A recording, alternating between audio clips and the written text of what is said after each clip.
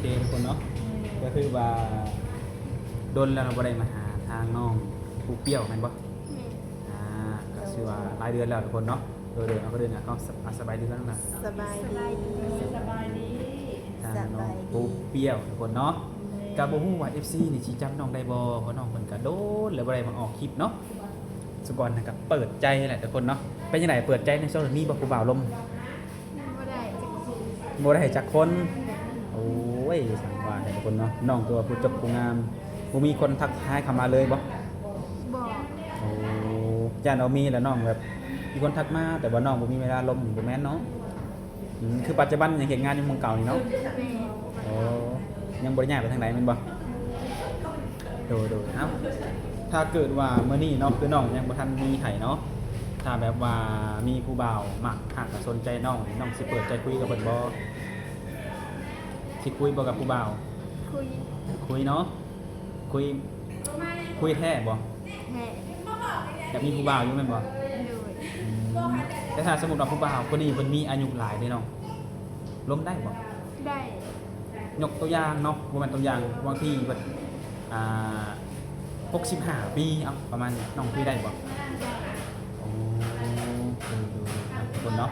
ก็คือว่าน้องเพิ่นก็เปิดใจอยู่คือเก่าทุกคนเนาะพร้อมที่จะคุยว่าน้องเพิ่นวันนี้น้องโสดเนาะโอเคทุกคนมาในมื้อนี้ชื่อว่ามาเป็นสะพานแห่งความหักกับว่าแม่นทุกคนเนาะเพราะว่าบาดนี้ก็มาเป็นสะพานให้หนุ่มโสดคนหนึงเนาะที่เพิ่นก็อยู่ทางใกล้เพิ่นแหละเพิ่นได้เห็นคลิปน้องเนาะเพิ่นใจน่ะเพิ่นถูกอกถูกใจเนาะและอยากทำความรู้จักให้โอ้ยลมก็เลยให้ทางทีมงานทำมาเป็นสื่อกลางให้มาถามมาไถ่ว่าน้องคนนี้มีแฟนแล้วหรือบ่หรือว่าผิดใจกับใครเนาะก็คือมาในมื้อนี้ก็ยังโสดแต่ว่ามาในมื้อนี้ทางอ้ายเพิ่นก็บ่ได้ให้มามือเปล่าทุกคนเนาะเพิ่นก็ได้ให้ทางบ่าวศิลัดเนาะซื้อของขวัญเป็นเบื้องต้นมาฝากน้องเพิ่นนำทุกคนเนาะเพื่อทำความรู้จักกันเนาะโดยสิขออนุญาตมอบของขวัญให้เพิ่นก่อนทุกคนเด้อ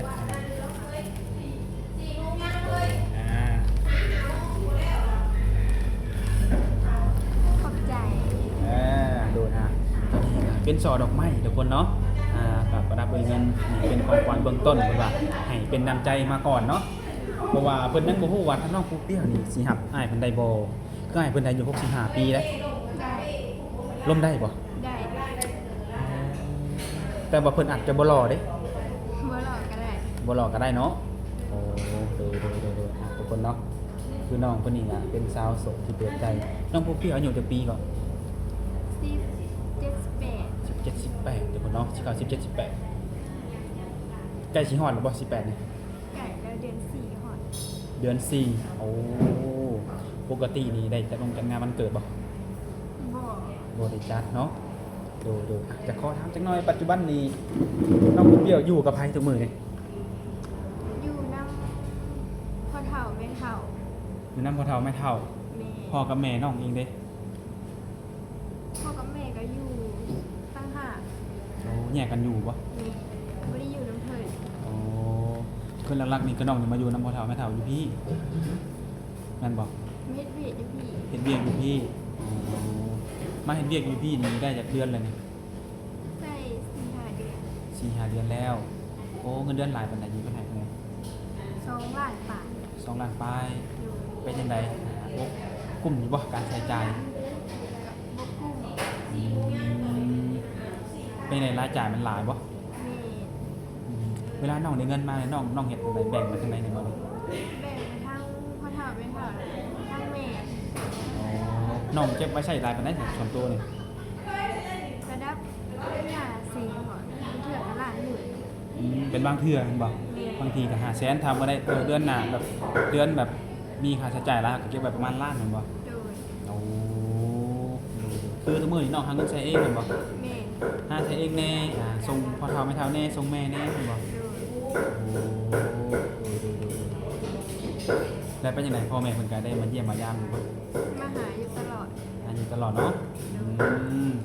ก็มีกำลังใจเฮ็ดงานในบัดนี้เนาะโอ้แล้วพ่อแม่เพิ่นเองเฮ็ดงานจังซั่น อยู่ให้อยู่หน้าผูก ปลูกหมูบ่ แม่ โอ้ โมโมไว้ขายดีกว่า ก็ขาย ก็ขายอยู่เนาะขายในกินแหนงบ่พอได้ไปบ่ซื้อหมูเนาะ ดู อืมแต่คือจุดประสงค์ที่น้องหาเงินอยู่นะต้องมีแนวอยากได้บ่หรือว่าหาแบบยืนพอยืนแม่เรียกพอเรียนแม่ นี่เรียกได้ มีแนวอยากได้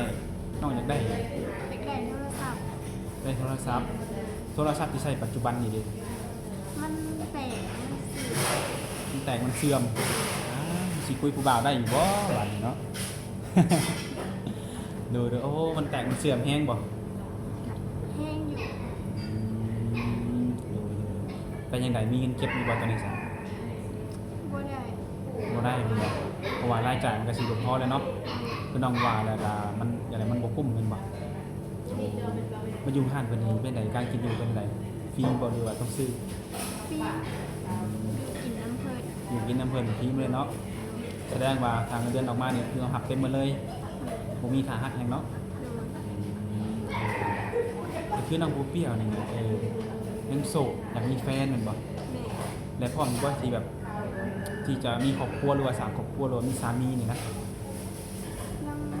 หอบกันเลย เป็นพร้อมปานใดแม่นบ่ นี่ อืมแต่ถ้ามีคนเข้ามาล้มน้องนี่น้องสิเบิ่งใจเพิ่นดนบ่ ดู ดนอยู่แม่นบ่น้องบ่เคยสร้างครอบครัวเนาะ บ่เคย บ่เคยโอ้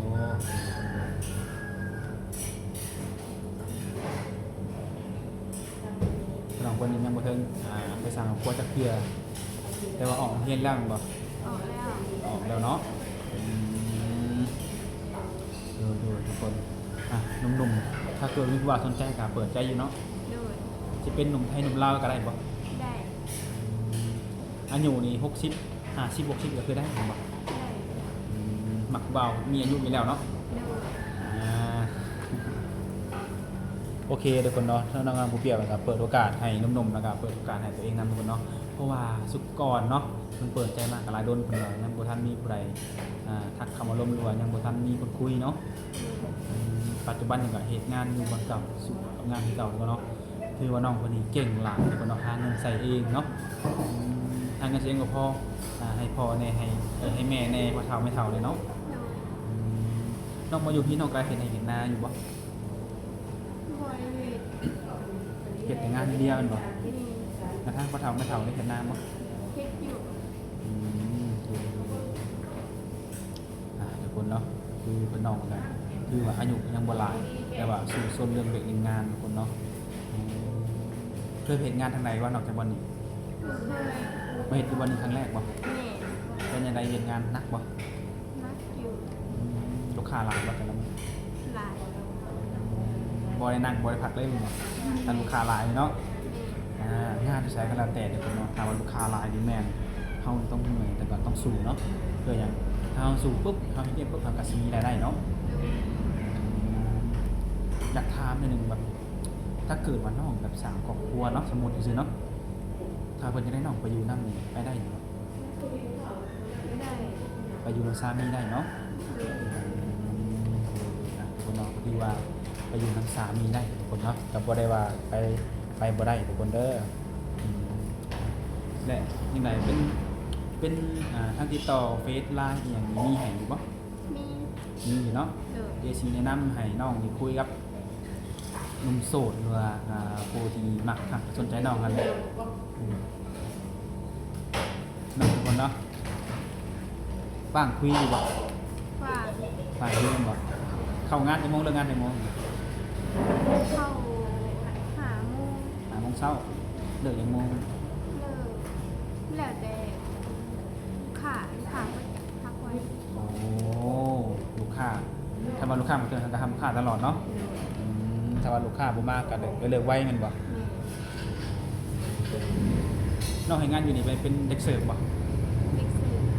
เวลาเพิ่นจะหันเฮาก็ไปเสิร์ฟเพิ่นบ่ นี่สื่อกันอยู่ มีหยังแหน่ในห้างเพิ่นขายนี่ มีหรือข้าวเปียกมีเขามีตัง บ่รวมๆกับอาหารมื้อตามสั่ง โดย ครบสุดเลยทุกคนเนาะน้องคนห้านตั้งอยู่ไซบอกพิกัดได้บนเผื่อว่ามี FC แถวเราอยากมาอุดหนุน บ้านพี่ บ บ้านพิมพ์เหนือเนาะ เลย เมืองชุมพรแขวงสะหนเขตชื่อห้านเจ้าของห้านชื่อได้ใด เจ็บเปล่า ห้านเจ็บเปาเพิ่นมีป้ายอยู่แคมทางนี่ มีอยู่ มีอยู่เนาะทุกคนเนาะบางคนสิขึ้นเรือลงใต้เนาะสะพานนี่ก็ห้านเจ็บเปาทุกคนเนาะและได้มีหลายอย่างอาหารตามสั่งทุกคนเด้อเพิ่นมีหลายอย่างเนาะลูกค้ามีหลายแม่นบ่ เลย เรื่องรสชาติเนาะทุกคนเขาเบิ่งจากลูกค้าเนาะเราลูกค้าหลายรสชาตินี่บ่ธรรมดาทุกคนแวะมาชิมได้คนดนได้เนาะหรือว่าบางคนอยากเห็นตัวจริงน้องเปรี้ยวก็แวะมาหาเพิ่นได้เนาะ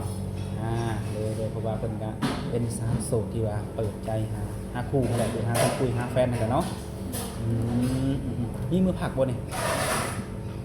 ตรงนี้ ได้ เหรอ ได้เงินได้รับเงินเดือนค่ะพักใน